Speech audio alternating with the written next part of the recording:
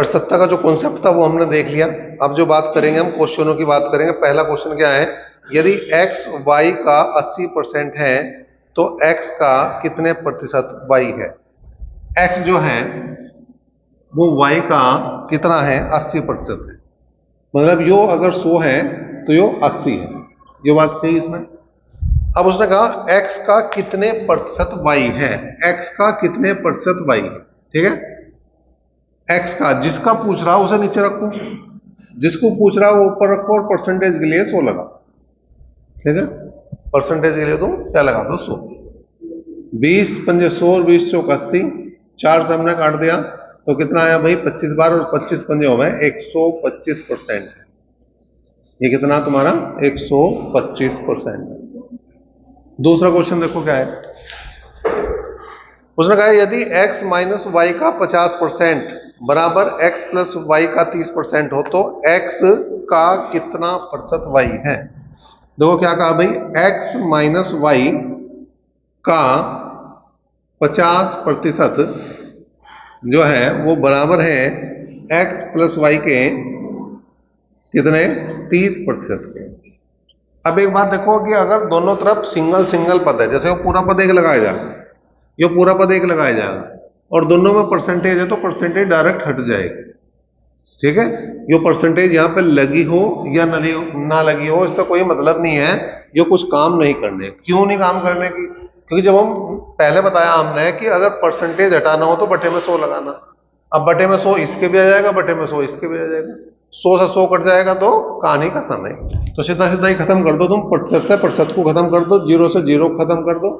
का मतलब गुणा है, इसका मतलब x माइनस वाई गुणा 5, और यहां पे भी का मतलब गुणा है तो x प्लस वाई गुणा 3 करो भाई।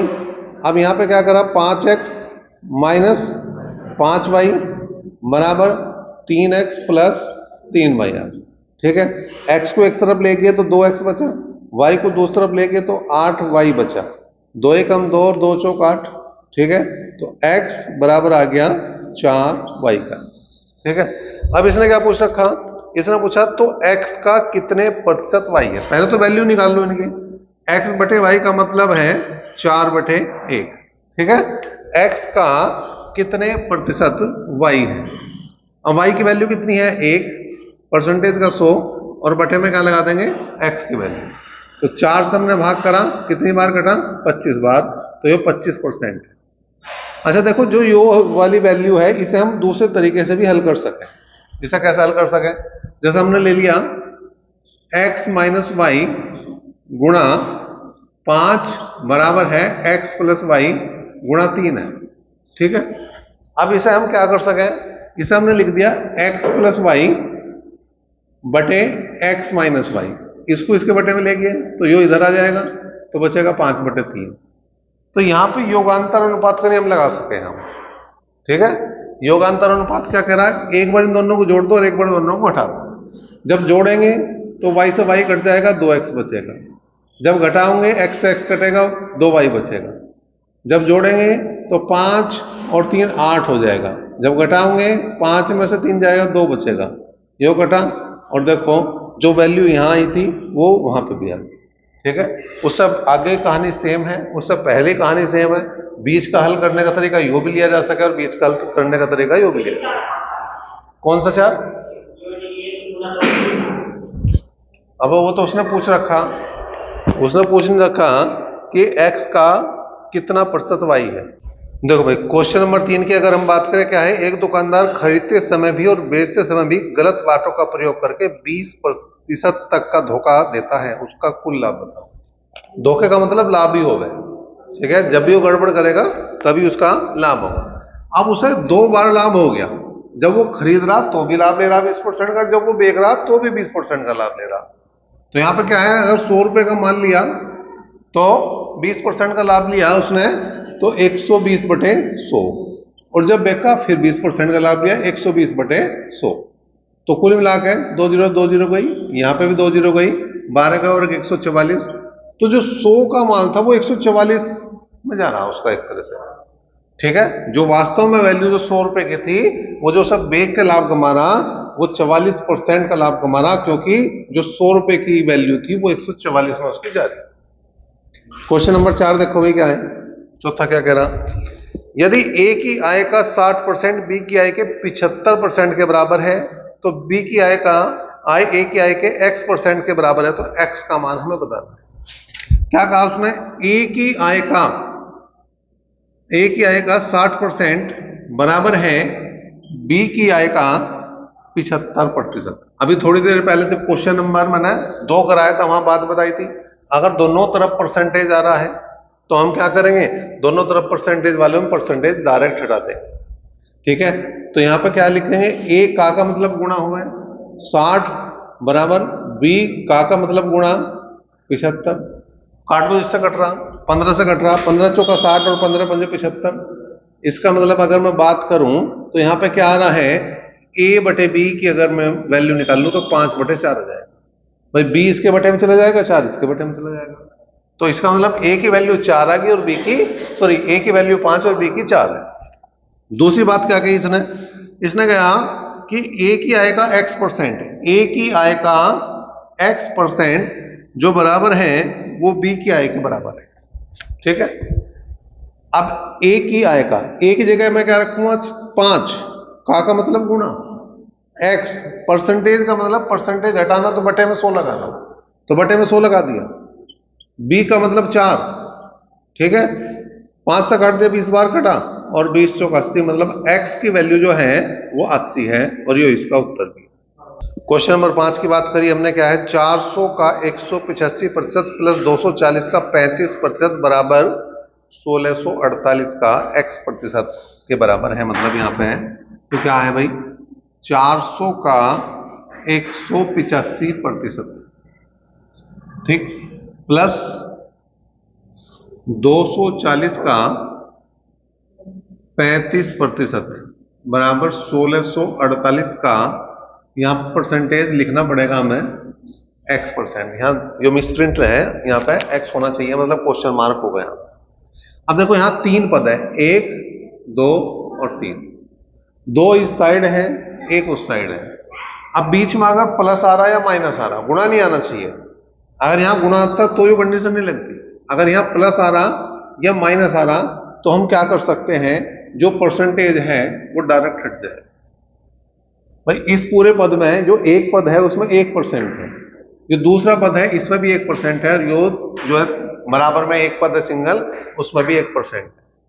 तो हम क्या कर सकें, या तो परसेंटेज को कॉमन लेकर काट दो, या जब ऐसी कंडीशन आ रही हो जो प्लस और माइनस के साथ अलग अलग पद में क्या आ रहा हो, परसेंटेज आ रहा हो, डायरेक्ट हट जाएगा।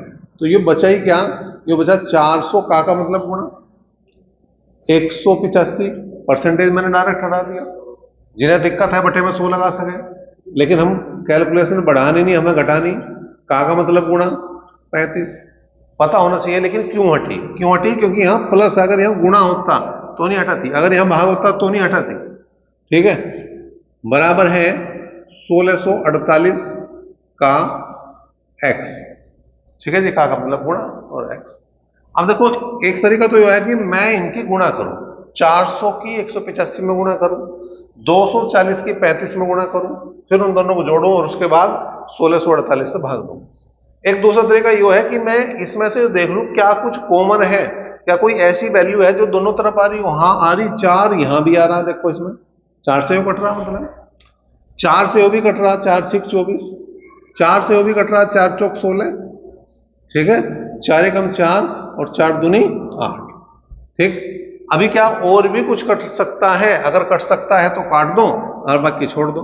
वैसे अगर हम आगे काटेंगे तो हमें दिक्कत बढ़ेगी, या अगर काटना चाहो तो किससे कट रहा, 4 से कट रहा। अभी अगर हम आगे काट रहे तो 4 से कट रहा, 4 से काट दो, चलो 25 बार कटा, 4 से काटो 15 बार कटा, 4 से काटो 4 एकम 4, 0 लगा देंगे और 4 तिया 12। ठीक है, कोई समस्या इसमें। अब इसकी गुणा कर दो, 25 पंजे 125, हासिल को 12 चले गए, 25 अठे 200 और 12 212, मतलब अब हासिल को 21 चले गए, और 25 एकम 25 और 21 हो गए 46। अब 15 गुणा कर दो 35 में, 15 पंजे 75, 7 15 तिया 45 और 7 52, और बराबर 103x। जोड़ दो भाई, 5 और 5 10 की 0 हासिल को 1, 2 और 2 4 और 1 5, 5 और 6 11 का 1 का हासिल को 1, 4 और 1 5 और बटे में क्या कर देंगे 103। ठीक है। अब अगर मैं 5 बार मानने चलाऊं तो 515 हुआ है, 103 पंजे 515 भाई, 5 तिया 15 और 5 का 5, तो कुल मिलाकर कितनी बार कट रहा 50 बार कट रहा। तो जो यहाँ x की वैल्यू बनेगी वो कितनी बनेगी 50 बार। क्वेश्चन नंबर अगर 6 की बात करें, 850 का 82% माइनस एक्स स्क्वायर बराबर है 16 स्क्वायर, तो यहाँ x की वैल्यू एक तरह से बता। 850 का मतलब गुणा, 82% का मतलब 82 बटे 100 हो गया, परसेंटेज हटाना तो बटे में 100 लगाना। ठीक है, इसको इधर ले आओ, 16 का वर्ग इधर ले आओ, ये x का वर्ग इधर चला जाएगा। ठीक है, 0 से 0 गई, 5 से काट दिया, 17 पंजे 85, 5 से काट दिया, 5 दूनी 10, 2 से काट दिया हमने, 41 बार कटेंगे। 17 एकम 17, एक हासिल गया, 17 चौका 68 और 1 69, 16 का वर्ग 256। तो कुल मिलाकर अगर बात देखें तो ये बचा 1, ये बच गया तुम्हारा 4 और ये भी बच गया 4। अब 441 किसका वर्ग है 21 का, इसका मतलब x की वैल्यू कितनी आ गई 21 आ गई। क्वेश्चन नंबर 7 की बात करें, क्या है 646 का 15.5% प्लस 298 का 24.5% का मान हमें बताना है। 646 का 15.5% प्लस 298 का 24.5%, इस हल करना करो भाई। 646 का मतलब गुणा 15.5, परसेंटेज हटाना बटे में 100 लगाना, 298 का मतलब गुणा 24.5 और परसेंटेज हटाना बटे में 16। काट दो पहले, जो कुछ करता हो 5 से काट दे हमने, 5 तिया 15 और 5 एकम 5, 5 दूनी 10, 2 से काट दिया हमने, 2 तिया 6, 2 दूनी 4, 2 तिया 6, 5 से काट दिया हमने यहाँ पे भी, 5 चौक 20 और 5 45, 5 से काट दिया 20 बार घटा, 2 से काट दो 10 बार घटा, 2 से काट दिया 2 एकम 2, 2 चौक 8, 2 नीम 18। तो कुल मिला के अगर बात करें तो 10 आ गया बटे में। तो ऊपर जो है यहाँ पे 323 गुणा 3.1 प्लस 149 गुणा 4.98। ठीक है, अभी इसकी गुणा कर दो भाई, 31 या 93, हासिल को 9 चला गया, 31 दूनी 62, 62 और 9 71, हासिल को 7 चला गया, 31 या 93, 93 और 7 100। ठीक है, तो पूरा हो गया। अब इसकी गुणा करो भाई, तो 149 की 49 में गुणा कर दो, पढ़ा याद हो तो ठीक है, नहीं आता तो फिर तो गुणा करनी पड़ेगी। 9 में 81, 8 9 चौक 36 और 8 44, 4 9 एकम 9 और 4 13, 4 नीम 36, 3 4 चौक 16, 3 19, 1 4 एकम 4 और 1 5, तो कितना आ गया भैया, ये आ गया 1, 6 4 10 की 0 हासिल को 1, 9 और 1 10 और 3 13 का 3 का हासिल को 1 और 5 और 1 6 और 1 7। ठीक है, अब देखो दशमलव यहाँ पे भी लगेगी और दशमलव यहाँ पे भी लगेगी, क्योंकि दोनों में दशमलव एक का अंक बाद में है। तो ये हो गया तुम्हारा 3 और 1 4, दशमलव लगा दो जी, ये हो गया 1, ये हो गया तुम्हारा 3, ये 7 और ये 1, और इसे 10 से भाग करेंगे तो कुल मिलाकर 173.14 इसका आंसर बन जाता है। क्वेश्चन नंबर 8 है 180 का 40% प्लस 150 का 20% बराबर 340 का x%। तो यहाँ पर x की वैल्यू बतानी है। 180 का 40%, 150 का 20%, 340 का x%, यहाँ पर इसकी वैल्यू बतानी है। मैंने पहले बताया कुछ सवालों में कि अगर सारे ही पदों में परसेंटेज आ रहा है, बीच में प्लस या माइनस है, तो तुम्हारा वो परसेंटेज खत्म है। तो हमने कर दिया डायरेक्ट खत्म। का मतलब गुणा 180 गुणा 40 प्लस 150 गुणा 20 बराबर 340 गुणा x। अब 0 यहां भी है, 0 यहां भी है, 0 यहां भी है, खत्म हो गया नहीं। दो यहां भी है, 2 दूनी 4 और 2 से काट दिया हमने 17 बार कट गया। जो आ गया भाई 18 दूनी 36, 360 प्लस 150 बराबर 17x। इन्हें जोड़ दो, 0 6 5 11, 3 और 4 1 5, तो कुल मिलाकर 17 या 51 हुए हैं। तो यहाँ जो वैल्यू बनी वो 30 बनी, इसका उत्तर बना 30। नंबर 9 देखो क्या है, एक संगठन के 940 कर्मचारियों में से 15% कर्मचारियों की उच्च ग्रेड में पदोन्नति हुई है, कितने कर्मचारियों की पदोन्नति नहीं हुई है? तो देखो कुल कर्मचारी जो है, कुल कर्मचारियों की संख्या वो है कितने, 940। 15% का जो है वो पदोन्नति होगी, मतलब प्रमोशन हो गया। तो ऐसे कर्मचारी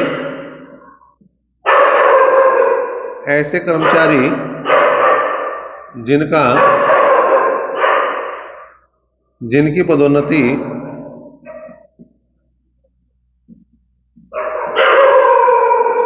नहीं हुई,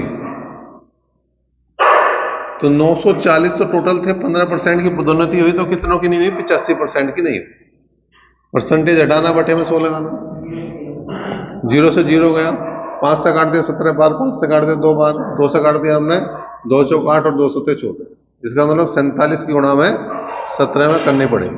17 सत्ते 119, 11, 17 चौक 68, 68 और 11 79, 799 ऐसे कर्मचारी थे जिनका प्रमोशन नहीं हुआ।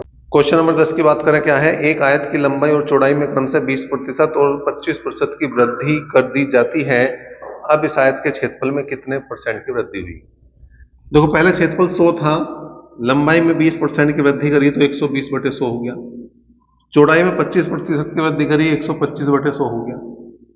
हल करा हमने, 2 0 2 0 गई, 25 पंजे 125, 25 चौका 100, 4 से काट दिया, 30 बार कटा, 30 पंजे 150, कुल मिलाकर जो 100 क्षेत्रफल था 150 हो गया, तो 50% की वृद्धि होगी, क्योंकि 100 से जितना ज्यादा है उतनी वृद्धि हो जाएगी। अगर 100 से कम होता तो ये कमी की बात थी। क्वेश्चन नंबर 11 में देखो क्या है, जब किसी संख्या के 75% में 75 जोड़ा जाता है तो वही उत्तर वही संख्या है, संख्या का 40% बताना है। ठीक है, जब किसी संख्या के 75% में 75 जोड़ा जाता है, ठीक, 75% में 75 जोड़ रहे हैं, संख्या के 75% में 75 जोड़ रहे हैं, तो क्या आ रही, वही संख्या आ रही। ठीक है, इसका मतलब क्या है, इसका मतलब है कि जो 75 बराबर है वो संख्या माइनस संख्या का 75% का मतलब संख्या गुणा 75/100। 100 में से 75 गए 25, तो ये जिसका मतलब 75 बराबर जो है वो 25/100 गुणा संख्या है। 25 थी 75, तो संख्या जो बनेगी वो 300 बनी। अब संख्या नहीं चाहिए, उसका 40% चाहिए, संख्या नहीं चाहिए उसका, हमें 40% चाहिए, तो 40/100 कर देंगे, मतलब 120। एक तरीका तो ये हो गया। एक तरीका क्या हो सके, उसने क्या, संख्या के 75% में 75 जोड़ने पर संख्या प्राप्त हो रही। अब 75% को 100% करने के लिए कितने की कमी है, 25% की, तो इसका मतलब 25% ही बराबर 75 के है, तो 100% बराबर संख्या के, अगर संख्या निकालनी, लेकिन हमें 40% निकालना, तो 40% बराबर किसके देख लेंगे, 25 दिया 75 और 40 दिया 120, ऐसे भी बात बन जाएगी। क्वेश्चन नंबर 12 की बात करें, किसी टीवी सेट की कीमत में 10% की कमी आ जाने पर इसकी कीमत 1650 रुपए कम हो गई है, सेट का आरंभिक मूल्य क्या था?